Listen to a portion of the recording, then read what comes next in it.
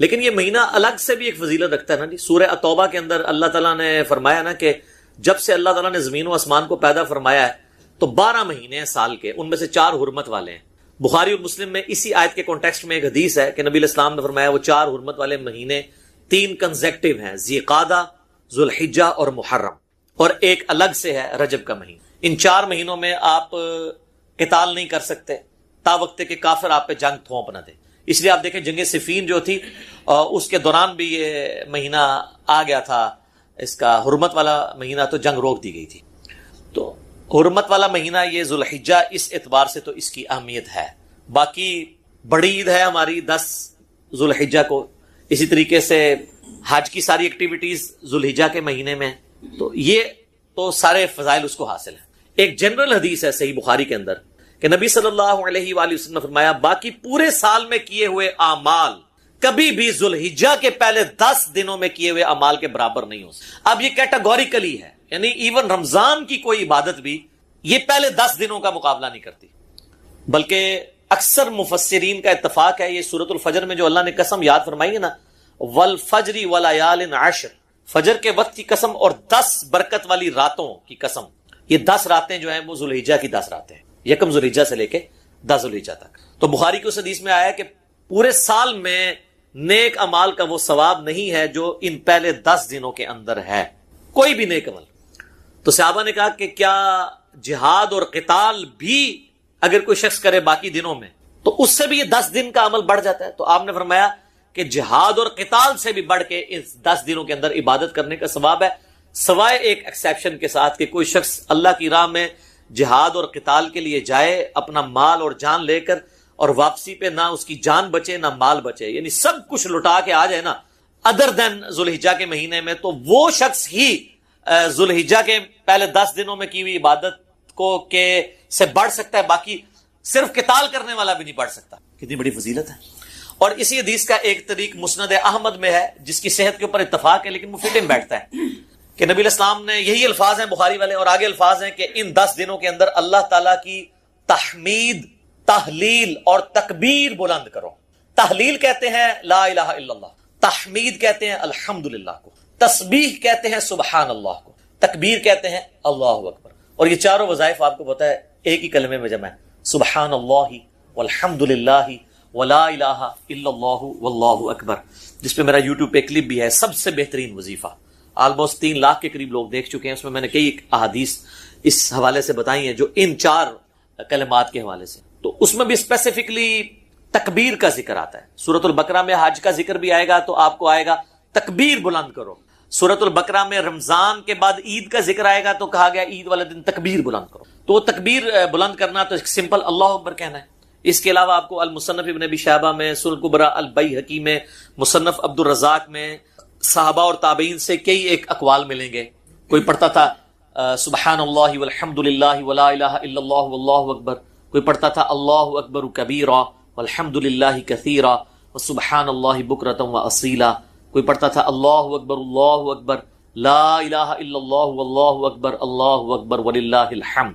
تو اس طرح کے کئی ایک کلمات جن میں اللہ کی تکبیر بلند کی گئی ہے، جو معصورہ چیزیں کتاب و سنت سے ثابت ہیں، آپ وہ تمام الفاظ استعمال کریں. تو یہ تکبیرات، اور پھر آپ یہ دیکھیں یہ تکبیرات آپ امام بخاری نے تو باقاعدہ صحیح بخاری میں اسی حدیث جو میں نے بیان کی کہ ذوالحجہ کے فضیلت، اس کی ہیڈنگ کے اندر انہوں نے لیا ہے کہ جو ابن عمر اور ابو ہریرہ تھے رضی اللہ عنہما، وہ ان 10 دنوں کے اندر بازار میں جا کے تکبیرات کو بلند کیا کرتے تھے، کیونکہ یہ تکبیرات بلند کرنے کے. بلکہ امام بخاری اسی پھر چیپٹر میں کی ہیڈنگ میں لے کے آئے کہ امام محمد باقر جو تھے، امام جعفر کے والد اور امام زین العابدین کے بیٹے، امام حسین علیہ السلام کے پوتے، ان کے بارے میں کہ وہ عام نمازوں میں فرض نماز کے علاوہ بھی جو نوافل ادا کرتے تھے نا، جنہیں ہم سنت موقدہ کہتے ہیں، اس کے بعد بھی تکبیرات بلند کیا کرتے. ایک تو وہ ہے نا جو سنن الکبریٰ البیہقی کے اندر، المصنف ابن ابی شیبہ میں، باقی کتابوں میں مولا علی علیہ السلام کا آپ کو ملے گا کہ مولا علی علیہ السلام جو ہیں وہ 9 ذوالحجہ کی فجر سے لے کے، یعنی حج والے دن کی، اور 13 کی مغرب سے پہلے تک، یعنی عصر کی نماز تک، ہر نماز کے بعد بلند آواز سے یہ تکبیرات پڑھا کرتے تھے، اللہ اکبر لا الہ الا اللہ واللہ اکبر وللہ الحمد، جو اہل سنت اہل تشیع کے ہاں کامن ہے. اور الفاظ سے بھی آپ پڑھ سکتے ہیں. تو یہ تکبیرات خاصہ ہیں. فرض کے بعد بھی ہیں، نوافل کے بعد بھی آپ پڑھ سکتے ہیں۔ اور اس میں جو عام سنت اذکار ہے نا، جس طرح سلام پھیرتے ہی ہم پڑھتے ہیں اللہ اکبر، استغفر اللہ استغفر اللہ استغفر اللہ، اللہم انت السلام ومنک السلام تبارک یا ذا الجلال والاکرام، وہ آپ نے اپنی جگہ پڑھنا ہے۔ اس میں بھی آپ دیکھ لیں تکبیر پہلے ہی بلند ہو رہی ہے، اس میں بھی تکبیر آ رہی ہے اللہ اکبر۔ تو تکبیر کے جتنے بھی الفاظ ہیں نا وہ سب کے سب یعنی اس کا خاصہ ہے ان دنوں میں، جو ان کو اس میں جو قرآن حکیم میں سورۃ البقرہ میں ایام معدودات کہا گیا ہے، یعنی گنتی کے امپورٹنٹ دن، اور ان میں بھی اسپیسیفکلی ایام تشریق ہیں، ایام النہر ہیں، اور حج کا دن، یعنی 9 ذی الحجہ حج کا دن، 10 ذی الحجہ عید کا دن جو یوم النہر بھی ہے، پھر 11 اور 12 بھی، اور 11 12 13 جو ہے انہیں ایام تشریق بھی کہتے ہیں۔ تشریق ہوتا تھا کہ وہ پرانے زمانے میں تو آپ کو پتا ہے فریج اور برف نہیں ہوتی تھی، تو گرم علاقوں میں دھوپ میں گوشت کو خشک کیا جاتا تھا تاکہ وہ بعد میں استعمال کیا جائے، تو وہ اس خشک کرنے کو کہا جاتا تھا تشریق، جو آج بھی آپ دیکھیں جن لوگوں کو یہ پتہ ہے تو وہ کرتے ہیں، وہ کئی مہینے تک گوشت استعمال کرتے ہیں، اس میں بیکٹیریا نہیں پڑتا۔ جس طرح کہ اچار اگر آپ پانی ریموو کر کے آئل میں ڈال دیں تو اس میں بیکٹیریا نہیں پڑتا، تو یہ دھوپ میں خشک کیا گیا گوشت، اس عمل کو تشریق کہا جاتا ہے، اس لیے وہ ایام تشریق کہلاتے ہیں کہ اس میں گوشت کو وہ دھوپ میں خشک کیا کرتے تھے۔ تو ایام تشریق کے اندر آپ نے یہ تکبیرات کو بلند کرنا ہے، عید والے دن بھی کرنا ہے۔ 9 ذی الحجہ کی فجر کے بعد سے شروع ہو جاتا ہے، اور اس میں یہ ہوتا ہے کہ بعض اوقات آپ کی جماعت سے نماز رہ گئی ہے اور آپ ویسے پڑھ رہے ہیں تو اس میں بھی آپ نے کرنا ہے، تو یہ ایک مشروع ہے چیز۔ اور اس کے علاوہ بھی آپ ان دنوں میں بلند آواز سے بازار میں بھی بلند کر سکتے ہیں، لا الہ الا اللہ وحدہ لا شریک لہ لہ الملک ولہ الحمد وہو علی کل شیء قدیر۔ تو یہ سب کی سب تسبیحات ہیں، یہ سب کی سب تسبیحات آپ ان دنوں میں کریں۔ اور اسی طریقے سے ایک اور امپورٹنٹ چیز جو اس میں آتی ہے وہ یوم عرفہ کا روزہ بھی ہے، وہ ذو الحجہ کی 9 تاریخ کو آپ نے رکھنا ہے، وہ بھی اس کی عبادت کے اندر شامل ہے۔ صحیح مسلم میں نبی صلی اللہ علیہ وآلہ وسلم کا فرمان موجود ہے کہ میں اللہ سے امید کرتا ہوں کہ یوم عرفہ کا روزہ 2 سال کے گناہوں کا کفارہ بن جائے گا، 1 سال گزرا ہوا ایک آئندہ، یعنی یہ گناہ صغیر ہیں، کبیرہ تو صرف توبہ سے معاف ہوتا، تو وہ بھی اس کی عبادت ہے کہ ایک عبادات اس کے اندر آتی ہیں۔ اور وہ آپ نے اپنے علاقے کے مطابق دیکھ کے چلنا ہے، یعنی جہاں پہ آپ کی 9 ذی الحجہ بن رہی ہے آپ اس اعتبار سے لے کے چلیں۔ تو یہ کئی ایک عبادات ہیں، یعنی ذو الحجہ کا مہینہ حرمت والا مہینہ بھی ہے۔ آپ بخاری مسلم کی وہ حدیث بھی دیکھیں نا، نبی علیہ السلام نے جو یوم النہر کا خطبہ دیا تھا منا کے میدان میں، تو آپ نے کیا فرمایا تھا؟ سب سے پہلے پوچھا آج کون سا دن ہے، صحابہ خاموش ہو گئے۔ آپ نے پوچھا یہ کون سا مہینہ ہے، صحابہ خاموش ہو گئے، اور صحابہ کہتے ہیں ہمیں پتا تھا لیکن ہم خاموش اس لیے ہوئے کہ ہو سکتا ہے نبی علیہ السلام اس کا نام تبدیل کر دیں، اور کہا کہ یہ کون سا شہر ہے، تو صحابہ خاموش رہے۔ تو آپ نے فرمایا کہ کیا یہ ذو الحجہ کا حرمت والا مہینہ نہیں ہے؟ کیا یہ آج کا دن یوم النہر کا دن نہیں ہے؟ اور یہ شہر مکہ نہیں ہے حرمت والا شہر؟ جس طریقے سے آج کا یہ مہینہ، یہ دن اور یہ شہر مکہ اللہ کے نزدیک حرمت والا ہے، اسی طریقے سے تمہاری جان مال عزت آبرو ایک دوسرے کے اوپر حرام ہے۔ پھر آپ علیہ السلام نے فرمایا کہ کیا میں نے اپنے رب کا پیغام تم تک پہنچا دیا؟ تو سب نے کہا کہ آپ نے پہنچا دیا، حق ادا کیا۔ آپ نے 3 دفعہ یوں انگلی آسمان کی طرف بلند کر کے صحابہ کی طرف کی، اللہم اشہد اللہم اشہد اللہم اشہد، اے اللہ گواہ رہنا میں نے یہ پیغام پہنچا دیا۔ پھر آپ نے فرمایا جو یہاں پہ موجود نہیں ہے ان تک پہنچانا اب تمہاری ذمہ داری ہے۔ اور بس اوقات جسے بات پہنچائی جا رہی ہوتی ہے وہ زیادہ یاد رکھنے والا ہوتا ہے بنسبت اس کے کہ جو بات پہنچا رہا ہوں۔ تو یہ اسی لیے محدثین جب یہ حدیث پڑھا کرتے تھے تو وہ کہا کرتے تھے صدق رسول اللہ نے سچ فرمایا کہ دین تو عرب کے لوگوں پہ نازل ہوا لیکن خدمت بعد میں اللہ نے عجم کے لوگوں کے ذریعے لی۔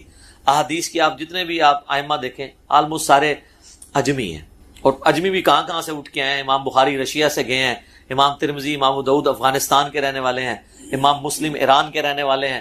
تو اس طریقے سے اللہ تعالیٰ نے یہ خدمت اجمیوں سے لی۔ اور مجھے بڑا عجیب فیل ہوتا ہے جب سعودی عرب کے چینل پہ حج کے دنوں میں آپ اگر لگا کے دیکھیں تو اس میں تو آلموسٹ چلتی رہتی ہیں احادیث، لیکن عام دنوں میں بھی آپ اگر مدینہ شریف والا چینل لگائیں یا ایون مکہ شریف والا بھی، اذان اور نماز کے وقفے کے دوران جو احادیث بیان کی جا رہی ہوتی ہیں تو وہ اکثر احادیث کے اینڈ پہ بول رہے ہوتے ہیں رواہ البخاری رواہ المسلم، رواہ البخاری رواہ مسلم۔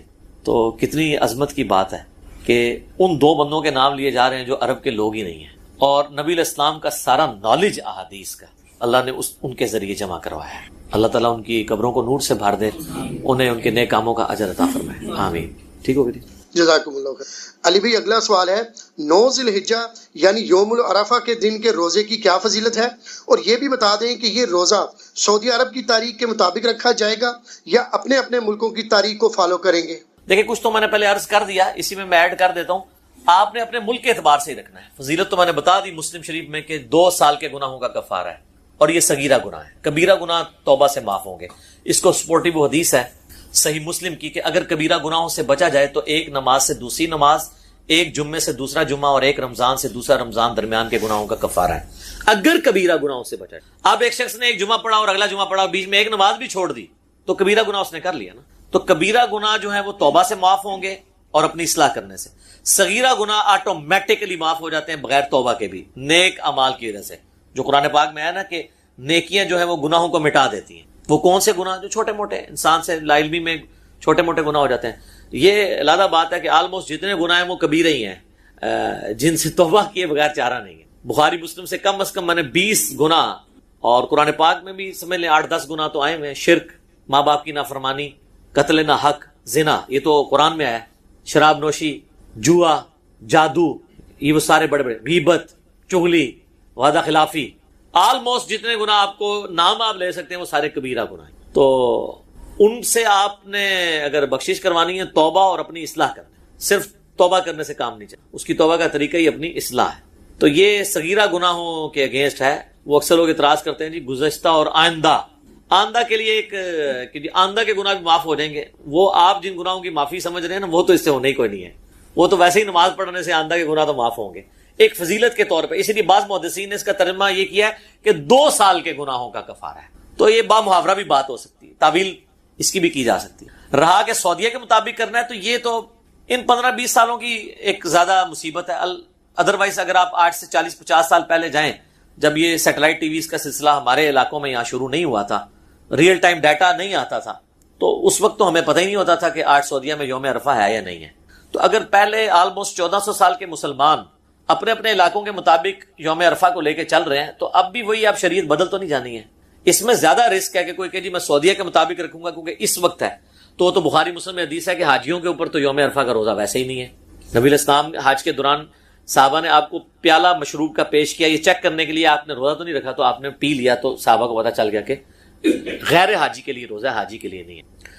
ایون یہ سیٹلائٹ ٹیکنالوجی جب تک نہیں تھی تو مکے کے اندر جو لوگ تھے ان کو یہ آئیڈیا تھا، مدینے والوں کو بھی نہیں پتا ہوگا کہ مکے کا کب بن رہا ہے یہ سلسلہ یوم عرفہ کا، اگر ان میں آپس میں ڈفرنس آ جاتا ہے۔ آج چونکہ ریئل ٹائم ڈیٹا آ رہا ہے، اس لیے یہ فتنے بھی زیادہ کھڑے ہو رہے ہیں جی سعودیہ کو دیکھیں گے، سعودیہ کو دیکھیں گے، سعودیہ کو کوئی دیکھیں گے، 10 محرم بھی یہاں کی ہوگی، رمضان بھی یہاں کا ہوگا، عیدیں بھی یہاں کی ہوگی، سعودیہ کو نہیں آپ نے دیکھنا۔ آپ نے اپنے علاقے کے مطابق، یہ 9 ذی الحجہ کا روزہ ہے، وہ کہتے نہیں لفظ تو آیا ہے یوم عرفہ، تو اس کا نام یوم عرفہ ہے نا، جیسے 10 محرم کا نام عاشورہ ہے، ویسے تو ہر مہینے میں عاشورہ موجود ہوتی ہے، عاشورہ کہتے ہیں 10ویں دن کو، لیکن جب سمپلی عاشورہ بولا جاتا ہے اس سے مراد محرم کی 10 تاریخ ہے، تو یوم عرفہ ہی اسے بولا جائے گا۔ تو اس لیے آپ نے اپنے علاقے کے مطابق اس کو لے کے چلنا ہے۔ اور باقی اس میں علم الکلام اور فقہ والا جواب یہ ہے کہ آج سے 40-50 سال پہلے تک تو آپ کی شریعت ہی پھر یہ والی لاگو نہیں تھی جو آج آپ نے امت کے اوپر لاگو کر دی ہے۔ تو پہلے 1300 سال کے مسلمان جس شریعت کو فالو کر رہے تھے، ہم آج بھی اسی شریعت کو بہتر سمجھتے ہیں فالو کرنے کے اعتبار سے۔ دوسرا یہ ہے کہ امریکہ میں جس وقت دن ہوتا ہے تو سعودی عرب میں رات ہوتی ہے، سعودی عرب میں جب یوم عرفہ آنا ہے تو امریکہ میں تو اس وقت رات ہوگی۔ وہ کہتے ہیں نہیں جب وہ وہاں پہ داخل ہو رہا ہوگا، تو داخل تو دن پھر یہاں سے داخل ہونا شروع ہوتا ہے نا۔ زمین تو آپ کو پتا ہے نا مشرق سے مغرب کی طرف روٹیٹ کر رہی ہے، اس لیے مشرق میں پہلے سورج نکلتا ہے، پہلے سورج نکلے گا مشرق میں، آپ جائیں گے آسٹریلیا کی طرف چلے جائیں تو وہ پہلے سورج طلوع ہو رہا ہے ہم سے، پھر اس طرح کرتے کرتے کرتے جب ہمارا طلوع ہوتا ہے تو ہمارے سے 2 گھنٹے بعد سعودیہ کا ہوتا ہے، تو دن تو وہی ٹریول کر رہا ہے نا اس اعتبار سے۔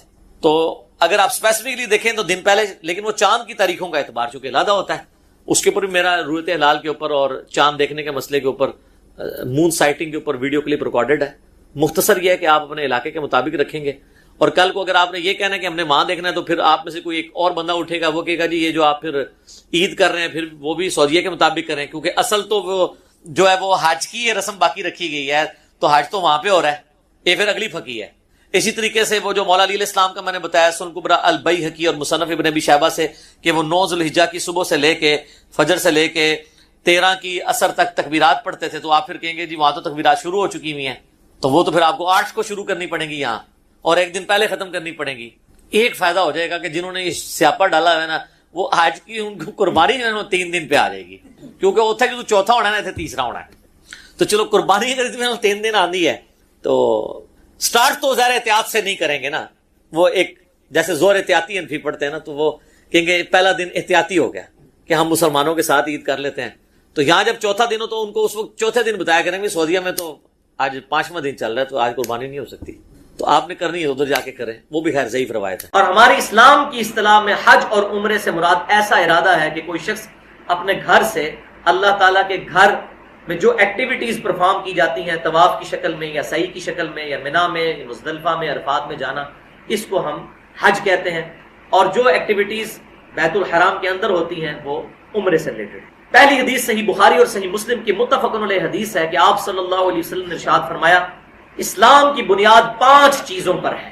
نمبر 1, تم گواہی دو کہ لا الہ الا اللہ وان محمد رسول اللہ. انا کی وجہ سے محمد در بن گیا ورنہ ہوگا محمد الرسول. تو یہ صحیح مسلم میں پہلی حدیث 93 نمبر, کتاب الایمان کے اندر پہلی حدیث مقدمے کے بعد اس میں بھی کلمہ موجود ہے, اور صحیح بخاری میں انٹرنیشنل نمبر کے مطابق 8 نمبر حدیث اس میں بھی کلمہ موجود ہے. لہٰذا یہ جو پبلک کے اندر مشہور ہے کہ جی کلمہ ہے ہی کو نہیں قرآن حدیث کے اندر کہیں لکھا ہوا, تو موجود ہے بخاری اور مسلم دونوں کے اندر موجود ہے. اور صحیح مسلم میں 111 نمبر حدیث میں بھی یہ ریپیٹ ہوتی ہے کہ اسلام کی بنیاد 5 چیزوں پر ہے.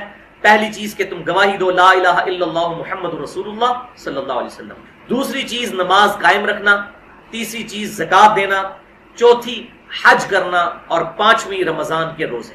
ان 5 چیزوں پر اسلام کی بنیاد ہے. اور صحیح مسلم میں جو حدیث جبریل ہے, بخاری میں بھی ہے لیکن صحیح مسلم میں ڈیٹیل کے ساتھ ہے انٹرنیشنل نمبر کے مطابق کتاب الایمان چیپٹر میں 93 نمبر, اس میں جب جبریل علیہ السلام انسانی شکل میں آ کر آپ صلی اللہ علیہ وسلم سے سوال کرتے ہیں کہ اسلام کیا ہے, تو اس میں بھی آپ صلی اللہ علیہ وسلم نے یہی 5 باتیں ارشاد فرمائی تھیں. اور وہاں آگے الفاظ یہ بھی ہیں کہ اگر استطاعت ہو تو حج کرنا, یعنی استطاعت والا بندہ جو ہے یعنی مالی طور پر اور اسی طریقے سے حالات بھی سازگار ہوں, راستے میں امن ہو, وہاں جان کا خطرہ نہ ہو, تو پھر حج فرض ہوگا ورنہ نہیں. دوسری حدیث صحیح مسلم میں ہے کہ آپ صلی اللہ علیہ وسلم نے ارشاد فرمایا لوگوں تم پر حج فرض کیا گیا ہے. ایک صحابی کھڑے ہوئے, انہوں نے عرض کیا اللہ کے رسول صلی اللہ علیہ وسلم کیا ہر سال ہی حج فرض ہے؟ تو آپ صلی اللہ علیہ وسلم خاموش رہے. تو انہوں نے 3 دفعہ اس سوال کو ریپیٹ کیا, تو آپ صلی اللہ علیہ وسلم نے پھر تیسری دفعہ جواب دیتے ہوئے ارشاد فرمایا کہ اگر میری زبان سے ہاں نکل جاتا تو تم پر ہر سال ہی حج فرض ہو جاتا. جب تک کوئی مسئلہ میں خود نہ بتا دوں اس وقت تک مجھ سے مت پوچھا کرو. تم سے اگلے لوگ اسی لیے ہلاک ہوئے کہ وہ اپنے انبیاء کرام علیہ السلام کے ساتھ اختلاف کیا کرتے تھے, یعنی بال کی کھال نہ اتارو, اور جب میں کسی بات کا حکم دوں اس کے مطابق عمل کرو, اور جس سے منع کرو اس سے رک جاؤ. جیسا کہ موسیٰ علیہ السلام کے ماننے والوں نے گائے کی قربانی کے سلسلے میں بال کی کھال اتاری کہ جی وہ گائے کس شکل کی ہو, اس کا رنگ کیا ہو, اس کی کیا کوالٹیز ہو, تو اس طرح بال کی کھال نہ اتارو. بس بتایا کہ حج فرض ہو گیا ہے, اور سنگولر کے سیغے سے بتایا تو ایک ہی حج فرض ہے. اسی مضمون کو قرآن پاک میں بھی سورۃ المائدہ کی آیت نمبر 101 میں ذکر کیا گیا ہے کہ کثرت سوال نہ پیغمبروں سے کیے جائیں, کیونکہ جب قرآن نازل ہو رہا تھا اس دوران اگر سوال کوئی کیا جائے گا تو ایسی باتیں بھی تمہیں پھر بتائی جائیں گی کہ جو تمہیں ناگوار گزرے گی. اسی حدیث کا ایک طرق سنن نسائی میں اور مسند امام احمد میں بھی موجود ہے. اس میں آگے الفاظ یہ ہیں کہ آپ صلی اللہ علیہ وسلم نے فرمایا حج زندگی میں صرف ایک دفعہ فرض ہے, جو ایک سے زیادہ دفعہ حج کرے تو اس کا حج نفلی شمار ہو. تیسری حدیث بھی صحیح بخاری اور صحیح مسلم کی متفق علیہ حدیث ہے. پوچھا گیا یا رسول اللہ صلی اللہ علیہ وسلم بتائیے کہ سب سے افضل عمل کون سا ہے؟ تو آپ صلی اللہ علیہ وسلم نے فرمایا اللہ اور اس کے رسول پر ایمان لانا. پوچھا گیا پھر؟ تو آپ صلی اللہ علیہ وسلم نے فرمایا اللہ کی راہ میں جہاد کرنا. پوچھا گیا پھر؟ تو آپ صلی اللہ علیہ وسلم نے فرمایا حج مبرور, یعنی نیکی اور قبولیت والا حج, حج مبرور. یہ اللہ تعالیٰ کے نزدیک افضل ترین 3 اعمال میں سے ایک عمل. چوتھی حدیث بھی صحیح بخاری اور صحیح مسلم کی متفق علیہ حدیث ہے کہ آپ صلی اللہ علیہ وسلم نے ارشاد فرمایا حج مبرور کا بدلہ جنت کے سوا کچھ نہیں. اللہ اکبر کبیرہ والحمد للہ کثیرا وسبحان اللہ بکرۃ واصیلا. اب اگلی حدیث میں حج مبرور کی ڈیفینیشن کیا ہے؟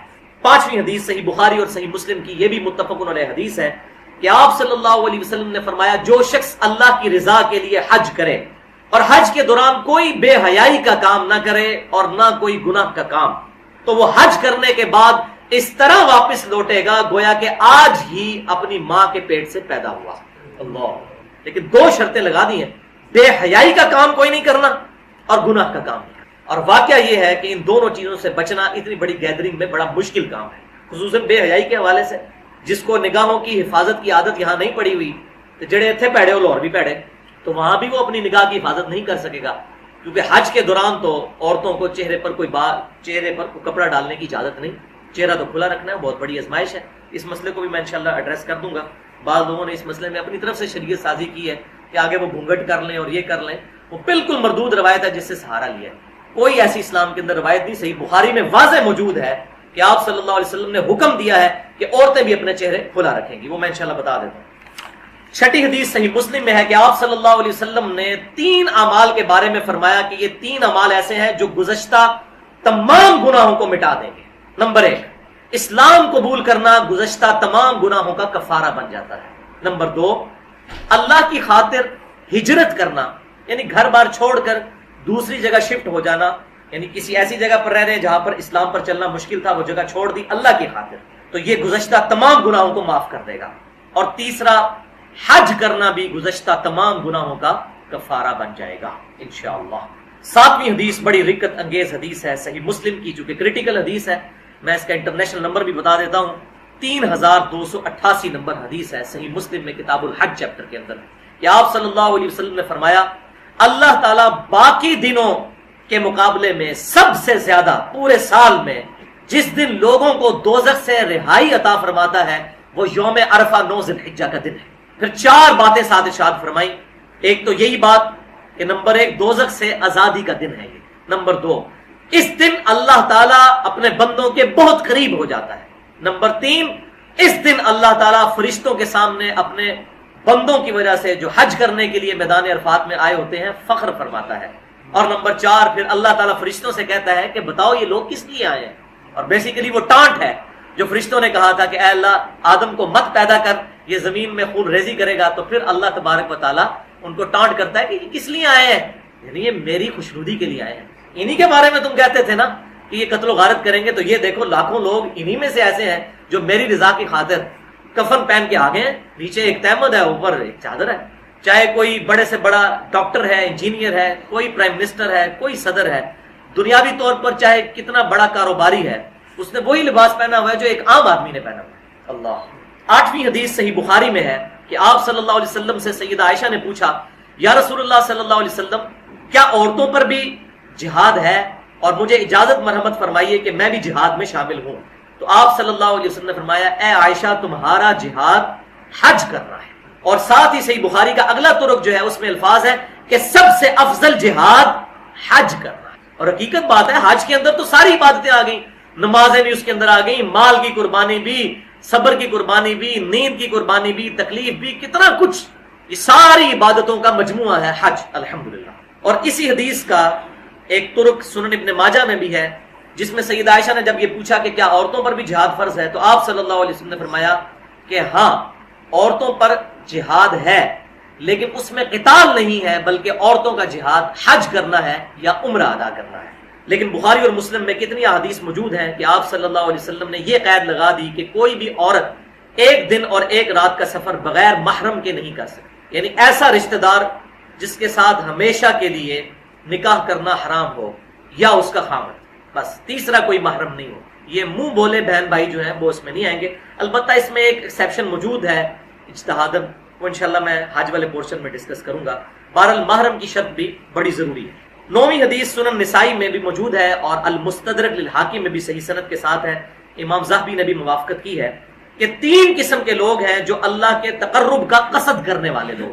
اتنی بڑی خوش نصیبی ہے کہ واقعی وہ اللہ کے لیے نکلے ہیں. نمبر 1 مجاہد جہاد کرنے والا، نمبر 2 حاجی اور نمبر 3 عمرہ کرنے والا. 10ویں حدیث بھی صحیح بخاری اور صحیح مسلم کی متفق علیہ حدیث ہے کہ آپ صلی اللہ علیہ وسلم نے فرمایا کہ رمضان میں عمرہ کرنا حج کرنے کے برابر ہے. اور صحیح مسلم میں ایک طرق ہے جس میں وہ راوی کہتے ہیں کہ مجھے یاد نہیں لیکن مجھے شک پڑتا ہے کہ آپ صلی اللہ علیہ وسلم نے فرمایا تھا کہ رمضان میں عمرہ کرنا گویا میرے ساتھ حج کرنے کے مترادف ہے. تو وہ مسلم میں تو راوی کو شک ہے لیکن اس کی پوری سند ہمیں سنن نبی داؤد میں انٹرنیشنل نمبر کے مطابق 1990 نمبر حدیث موجود ہے جس میں یہ الفاظ موجود ہیں کہ جس نے رمضان میں عمرہ کیا گویا اس نے میرے ساتھ حج کیا. الحمدللہ. یہی وجہ ہے کہ پھر جو ہمارے ماشاءاللہ مسلمان ہیں اور یہ جو ٹریول ایجنٹس ہیں وہ رمضان کے اندر تقریباً 1.5 گنا ریٹ کر دیتے ہیں. جیسے رمضان شریف آیا تو رمضان شریف میں کھانے پینے کی چیزیں بھی مہنگی ہو گئیں, بجائے رحمت کمانے کے زحمت کمانا شروع کر دی, اور عمرے کا ریٹ بھی وہ 1.5 گنا کر دیتے ہیں. 11ویں حدیث بھی صحیح بخاری اور صحیح مسلم کی متفق علیہ حدیث ہے کہ آپ صلی اللہ علیہ وسلم نے ارشاد فرمایا ایک عمرے سے دوسرا عمرہ ان دونوں عمروں کے درمیان کیے ہوئے تمام گناہوں